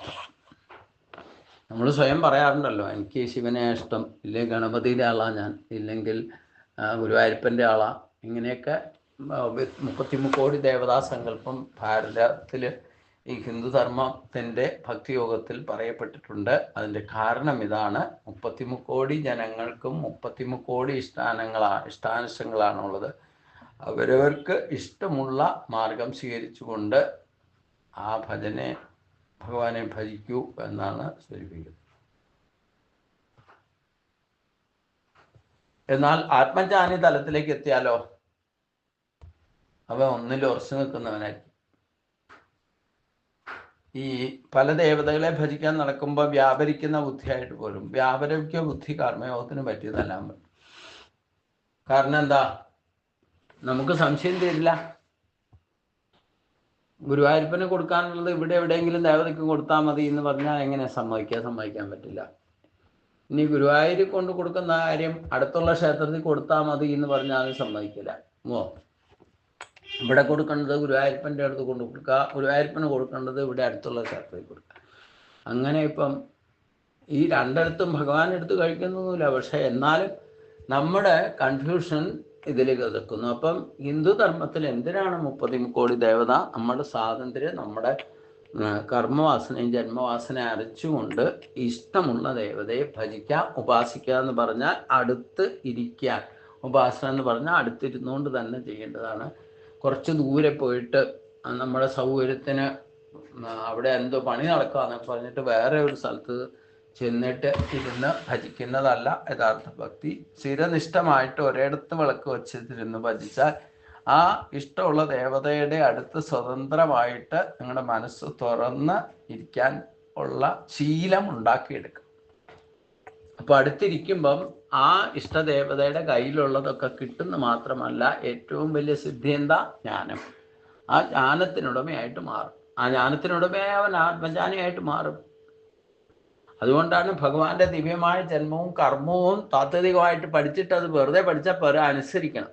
അപ്പൊ ഇതില് നമ്മുടെ പൂർവജന്മാർജിതമായിട്ടുള്ള ഏത് ദേവതയാണോ നമ്മൾ പൂർവ്വജന്മത്തിൽ ഭജിച്ചിരിക്കുന്നത് അത് തന്നെയായിരിക്കും ഈ ജന്മത്തിലും ഇഷ്ടദേവതയായിട്ട് വരിക. ആ നമ്മുടെ നന്മയ്ക്കും തിന്മയ്ക്കും ഒക്കെ അനുഭവത്തിലുണ്ടാക്കുന്നത് ഈ നമ്മുടെ അടുത്തുള്ള ഈ വസ്തുവായിരിക്കും ചിലപ്പോൾ. ആ വസ്തുവിനെ ഉപാധിയായി സ്വീകരിച്ചുകൊണ്ട് നിങ്ങൾക്ക് ഇഷ്ടമുള്ള ദേവതയെ ഭജിക്കാം. അവ്യക്ത സ്വരൂപനായിരിക്കുന്ന ഏത് ദേവതയെ ഭജിക്കണമെന്നുണ്ടെങ്കിലും ഉപാധി ഉണ്ടെങ്കിലേ അവിടെ കോൺസെൻട്രേഷൻ കിട്ടുള്ളൂ. അതിന് വേണ്ടിയിട്ടാണ് വിഗ്രഹം വെച്ച് പൂജിക്കാൻ പറയുന്നത്. ബാക്കിയുള്ള ഭൗതിക നേട്ടങ്ങൾക്കോ സമ്പത്തിനോ ഐശ്വര്യങ്ങൾക്കോ ഇല്ലേ അങ്ങനെയുള്ള പേരിനും പ്രശസ്തിക്കും വേണ്ടിയിട്ട് ഒന്നും ആയിരിക്കരുത് ഈ ഭക്തിയോഗം ചെയ്യുന്നത് എന്നർത്ഥം. ഓരോ പടിയിൽ നിന്നും ഏത് പടിയിലാണ് നിൽക്കുന്നതെന്ന് അറിഞ്ഞിട്ട് അടുത്ത പടി കയറാൻ ശ്രമിക്കുകയും കൂടെ വേണം.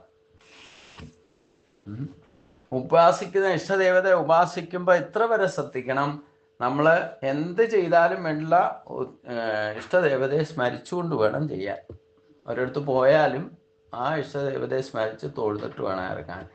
അങ്ങനെ ഊണിലും ഉറക്കത്തിലും നടപ്പിലും എടുപ്പിലും ഒക്കെ സദാസമയം ഭഗവാന്റെ സാന്നിധ്യം അനുഭവിച്ചുകൊണ്ട് ജീവിക്കുന്നതാണ് അനായാസന ജീവിതം. അങ്ങനെ അനായാസന ജീവിതം നയിക്കുന്ന ആർക്ക് ഒരിക്കലും ആർക്കും ഒന്നിനെയും ആശ്രയിക്കേണ്ടതായിട്ട് വരില്ല. വേണ്ടതൊക്കെ നിങ്ങൾ അനന്യമായിട്ട് ഇഷ്ടദേവതയെ ഏത് രൂപത്തിൽ ഭജിച്ചാലും നിങ്ങളുടെ ഇഷ്ടഭോഗങ്ങളൊക്കെ ഭഗവാൻ തന്നെ നൽകുമെന്ന് പറഞ്ഞിട്ടുണ്ട്. മറ്റ് ദേവതകളെ ഭജിച്ചിട്ട് കിട്ടുന്നത് അത് 9-ാം അധ്യായത്തിൽ വരുമ്പോഴാണ് ഒന്നുകൂടെ ക്ലാരിഫൈ ചെയ്ത് തരുന്നുണ്ട്. ഇനി എല്ലാവരുടെ ഒപ്പം ഇരുന്ന് കഴിക്കാൻ പറ്റിയില്ല, അല്ലെങ്കിൽ കഴിച്ചില്ല എന്നുണ്ടെങ്കിൽ പിന്നീട് നിങ്ങൾ നിങ്ങളുടെ ഇഷ്ടദേവതയ്ക്ക് സമർപ്പിക്കുന്ന ഭക്ഷണം കഴിച്ചാൽ അതിൻ്റെ ഫലം കുറേ കാലങ്ങൾക്ക് ശേഷമായിരിക്കും കിട്ടുക. ആ മറ്റ് ദേവതകളെ ഭജിച്ചാൽ അത് പ്രേയസായിരിക്കും. ശ്രേയസ്സാണ് ഭഗവാനെ ഭജിക്കണം എന്ന് തന്നെ ക്ലാരിഫൈ ചെയ്ത് പറയുന്നുണ്ട്. അപ്പോൾ ഭഗവാനെ ഭജിച്ചാൽ ശ്രേയസ് കിട്ടുള്ളൂ, മറ്റ് ദേവതകളെ ഭജിച്ചാൽ പ്രേയസായിരിക്കും. അപ്പോൾ നഷ്ടപ്പെടുമ്പോൾ വീണ്ടും ഭജിക്കേണ്ടതായിട്ട് ശാശ്വതമായിട്ട് സുഖവും ദുഃഖവും ഒക്കെ അനുഭവിക്കും. നിങ്ങൾ ഭക്തി ഉണ്ടെങ്കിൽ പോലും സമാധാനം ഇല്ലാതെ വരുന്നത് ഈ തിരിച്ചറിവില്ലാത്തത് കൊണ്ടാണ്. അപ്പോൾ കുറച്ചു നേരം രാവിലെ എഴുന്നേറ്റാൽ ഇഷ്ടദേവതയെ ഉപാസിക്കുക എന്ന് പറഞ്ഞാൽ ഇഷ്ടദേവത ചിത്രയോ വിഗ്രഹമോ എന്തെങ്കിലും വച്ചിട്ട് അവിടെ ഒരു സ്ഥലത്ത് പരിശുദ്ധമായ സ്ഥലത്ത് വച്ച് ഭഗവാനെ വച്ചിരിക്കുന്ന സ്ഥലമൊക്കെ വൃത്തിയാക്കുക. വിളക്ക് വെക്കുന്നുണ്ടെങ്കിൽ ആ വിളക്കൊക്കെ വൃത്തിയാക്കുക. ഇങ്ങനെ ഓരോന്ന് ചെയ്യുമ്പോഴും ഭഗവാന്റെ സാന്നിധ്യം അനുഭവിച്ച് കൊണ്ടുവേണം ചെയ്യാൻ നടത്തും. പ്രത്യക്ഷമല്ലെങ്കിൽ തന്നെ അവ്യക്ത സ്വരൂപമായിട്ട് നമ്മുടെ കൂടെ ഭഗവാൻ ഉണ്ടെന്നുള്ള ഉറച്ച വിശ്വാസത്തോടുകൂടി ഈ ഭക്തിയോഗ സിദ്ധാന്തം അനുസരിച്ചുള്ള കർമ്മയോഗത്തെ കൃത്യമായിട്ട് ചെയ്യണം. പിന്നെ പരദേവതയെ ഭജിക്കാൻ പറയുമ്പം വർഷത്തിൽ ഒരിക്കലെങ്കിലും യഥാശക്തി സമർപ്പിച്ച് ദർശനം നടത്തി വരേണ്ടതാണ്. ഇത് വർഷത്തിൽ ഒരിക്കൽ ചെയ്യണം. സർപ്പങ്ങളും അതേപോലെ ഒരു വർഷത്തിൽ ഒരിക്കലെങ്കിലും കുടുംബത്തിൽ ഒരാളെങ്കിലും പോയിട്ട് യഥാശക്തി വഴിപാടുകൾ കഴിച്ച് പ്രാർത്ഥിക്കും. ഇതാണ് ഭക്തിയോഗത്തിൻ്റെ ഏറ്റവും ശ്രേഷ്ഠമായ ഭാഗം എന്നർത്ഥം. അപ്പോൾ ഒന്ന് നമ്മളിപ്പോൾ മനസ്സിലാക്കേണ്ടത് നമ്മൾ ഏത് തരം ഭക്തരാണ്, ഏത് തരത്തിലാണ്, ഏത് ലിസ്റ്റിലാണ് നമ്മുടെ പേരെന്നൊന്ന് നമ്മൾ സ്വയം അനലൈസ് ചെയ്യണം. പിന്നെ തിരിച്ചു പോകുമ്പോഴും എപ്പോഴും ഭഗവാനെ സ്മരിക്കാന്ന് പറഞ്ഞാൽ അഹി ഗച്ഛിക്ഷണമവി എന്ന് പറഞ്ഞാൽ ഒരു നിമിഷം പോലും നമ്മൾ സമയം വേസ്റ്റ് ആക്കരുത് എന്ന് പറഞ്ഞാൽ എന്ത് കാര്യത്തിന് ചെയ്താലും നമ്മൾ എന്താണോ കഴിക്കുന്നത് അത് ഭഗവാൻ സമർപ്പിച്ചെടുക്കും. ഭഗവാൻ ഒന്നും കഴിക്കുന്നില്ല, പക്ഷെ അവിടെ സമർപ്പിച്ചിട്ട് എടുക്കുമ്പോൾ അത് പ്രസാദമായി തീരുന്നത്. അപ്പോൾ ഇഷ്ടദേവതയെ ഉപാസിക്കണം, പരദേവതയെ ഭജിക്കണം, സർപ്പങ്ങളെ ആരാധിക്കണം. അത് പരദേവതാ ഭജനവും സർപ്പങ്ങളെ ആരാധനവും വർഷത്തിൽ ഒരിക്കലെങ്കിലും ചെയ്താൽ മതി. പക്ഷെ ഇഷ്ടദേവത ഉപാസിക്കുന്നത് അതിന് നിമിഷം വേണം. നമ്മളൊരു സ്ഥലത്തേക്ക് പോകാൻ ഇറങ്ങിയാൽ പോലും ആ പരദേവതയെ ഇഷ്ടദേവതയെ സങ്കല്പിച്ച് തൊഴുത് വേണം ഇറങ്ങാൻ എന്നർത്ഥം. അങ്ങനെയാണെങ്കിൽ ആ ഇഷ്ടദേവത സദാസമയം കൂടെ ഉണ്ടാവും. ഊണിലും ഉറക്കത്തിലും നടപ്പിലും നടുപ്പിലും ഒക്കെ ഭഗവാനെ സ്മരിച്ചാൽ ഭഗവാൻ എപ്പോഴും കൂടെ ഉണ്ടാവും എന്നർത്ഥം. അതാണ് ഈ 4 കൂട്ടർ ഭക്തിയുടെ കാര്യം പറയുന്നത്. ഒരു ഘട്ടത്തിൽ നിന്ന് ഈ 3 ഘട്ടത്തിലുള്ളവരും പ്രാകൃത ഭക്തരാണ്. അതായത് പ്രത്യക്ഷ ഭക്തി, പ്രകടന ഭക്തി ആയിരിക്കും 3 കാറ്റഗറിയിലുള്ളവർക്കും കാണിക്കാം. അതിൽ രജോ ഗുണത്തിൻ്റെ ആധിക്യം ഉണ്ടാകാം. അപ്പം മറ്റുള്ളവരെ കാണിച്ചിട്ടോ ഇല്ലെങ്കിൽ എന്തെങ്കിലും ചെയ്യേണ്ടതിൻ്റെ മറ്റുള്ളവരുടെ ഷോ കാണിച്ചിട്ടൊക്കെ ചെയ്യുന്ന രീതിയൊക്കെ ആയിരിക്കും ഈ 3 കൂട്ടർക്ക് ഉണ്ടാകുക. എന്നാൽ ആത്മജ്ഞാനികൾ താൻ ആരെ ഭജിക്കണമെന്നോ എങ്ങനെ ഭജിക്കണമെന്നോ മറ്റുള്ളവർക്ക് ശരിക്കും തിരിച്ചറിയില്ല എന്നർത്ഥം. ആത്മജ്ഞാനികളാണ് ഏറ്റവും ഉത്കൃഷ്ടരെ. ആത്മജ്ഞാനപാദത്തിൽ പ്രവേശിച്ചാലേ നമ്മൾ യഥാർത്ഥ ആത്മസമർപ്പണത്തിന് യോഗ്യതയായ ആത്മസാക്ഷാത്കാരത്തിലേക്ക് എത്തണമെങ്കിൽ ആത്മാവിൽ ഈശ്വരനായിട്ട് കാണണം.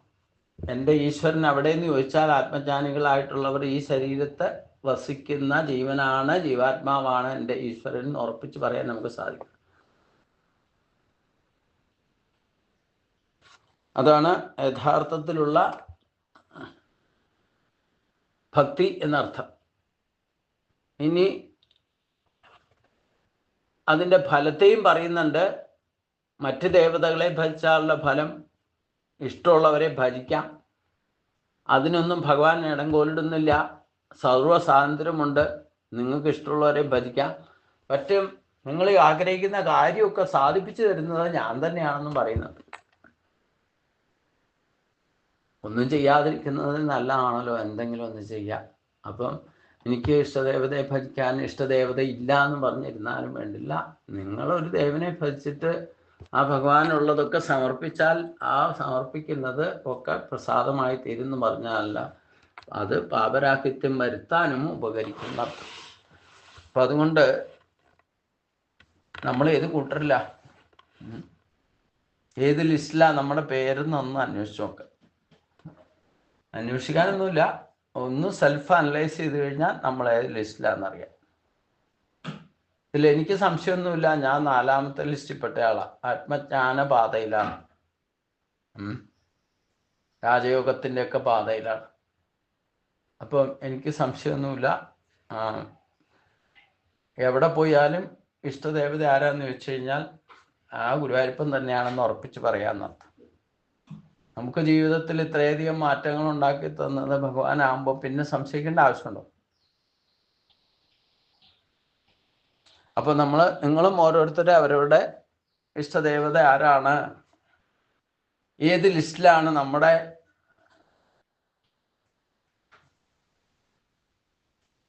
പേര് കിടക്കണത് എന്ന് ആലോചിച്ചാൽ കണ്ടുപിടിക്കാൻ സാധിക്കും. എന്നിട്ട് അതിൽ അപ്ഗ്രേഡേഷൻ നേടുക, ആത്മജ്ഞാന പാതയിലെത്തുക, ആത്മബോധത്തോടുകൂടി ഭജിക്കുന്നവരായിട്ട് മാറണം. എന്നാലേ നമുക്ക് ചിന്തയിലും വാക്കിലും പ്രവൃത്തിയിലും ഒക്കെ ഈശ്വരൻ്റെ അനുഭവം നമുക്കുണ്ടാകാൻ തുടങ്ങും. ഈശ്വര ശക്തിയുടെ, ഈശ്വരൻ എന്ന് പറയുന്ന ഒരു ശക്തിയാണ്, ആത്മാവെന്ന് പറയുന്ന ശക്തിയാണ്, ബ്രഹ്മം എന്ന് പറയുന്ന ശക്തിയാണ്.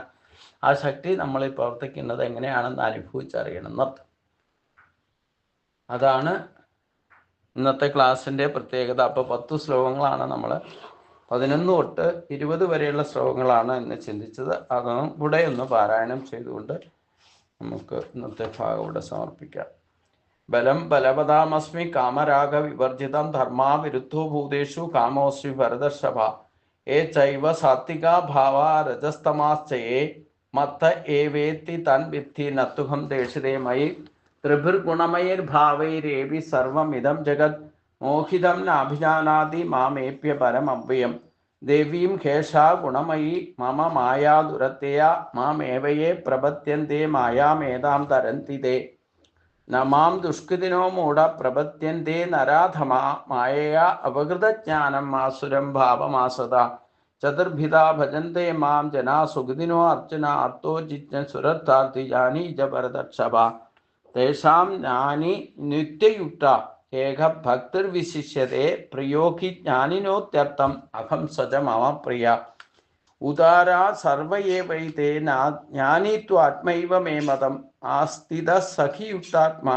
മാമേവ അനുത്തമാംഗതി ബഹൂനാം ജന്മനാമന്തേ ജ്ഞാനാമാം പ്രപദ്യതേ വാസുദേവ സർവമിതി സ മഹാത്മാസു ദുർലഭ കാമൈസ്തൈസൈർഗിതജ്ഞാന പ്രപദ്യന്തേ അന്യദേവത തം തം നിയമമാസ്ഥായ പ്രകൃത്യാ നിയതോ സ്വയ. ഓം കായേന വാചാ മനസ്സേന്ദ്രിയർവാ ബുദ്ധ്യാത്മനാ വാ പ്രകൃതേ സ്വഭാവാ കരോമി യദ്സകലം പരസ്മൈ നാരായണായേതി സമർപ്പയാമി. നാരായണായേതി സമർപ്പയാമി. ഓം പീതാംബരം കരവിലാസംകുചക്രം കമോദകിം സരസ്യം കരുണാസമുദ്രം രാധാസകായമതിസുന്ദരമന്ദഹാസം ആദാലേശമനശം മതിഭാവയാമി. ആദാലേശമനശം മതിഭാവയാമി. നാരായണ നാരായണ നാരായണ നാരായണ നാരായണ നാരായണ നാരായണ നാരായണ നാരായണ നാരായണ നാരായണ നാരായണ നാരായണ നാരായണ നാരായണ. ഗുരുവായൂരപ്പാ ശരണം, ശ്രീ ഗുരുവായൂരപ്പാ ശരണം.